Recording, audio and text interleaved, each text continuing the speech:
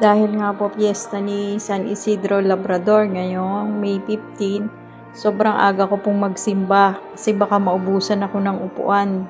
At isa pa, sobrang excited po ako na makita si Bishop Marcelino Antonio.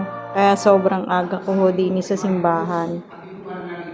Sa pagdiriwang ng ika-25 anibersaryo ng ating parokya, ang krus na ito ay katawan sa maharal at diwa ni San Isidro Labrador. Sa tuwing itinala tayo at makikita ng ating mga mata ang krus na ito, mapaalalahanan nawa tayo ng dalawang mahalagang bagay. Una, na ang sentro ng ating buhay ay walang iba, kundi si Kristo nagkalay ang kanyang buhay sa krus para sa atin. Ikalawa, na ang ating pagsisikap na sinagisan ng pala at ang ating pamumuha na sinagisan ng palay ay binibigyan kahulugan ng ating kaugnayan kay Kristo.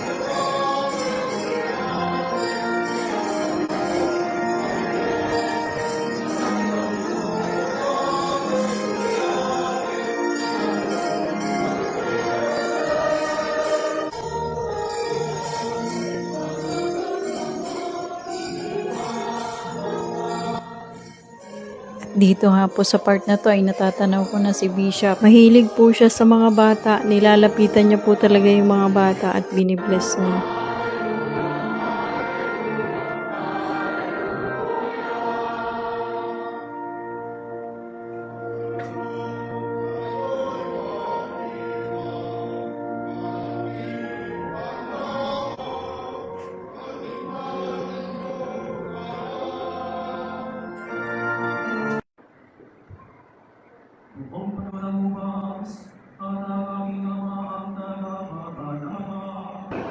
Nawa po ang mga namin patuloy pang manalangin para tayo sa kanyang nagiging pambiyaya.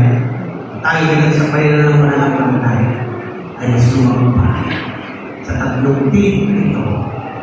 Nagtitiwala, daan tayo sa tamang panahon at hanggang mag-ahay para sa ito. Magpalain naman po tayo lahat ng buhay kapal, ngayon at pang-isawalan.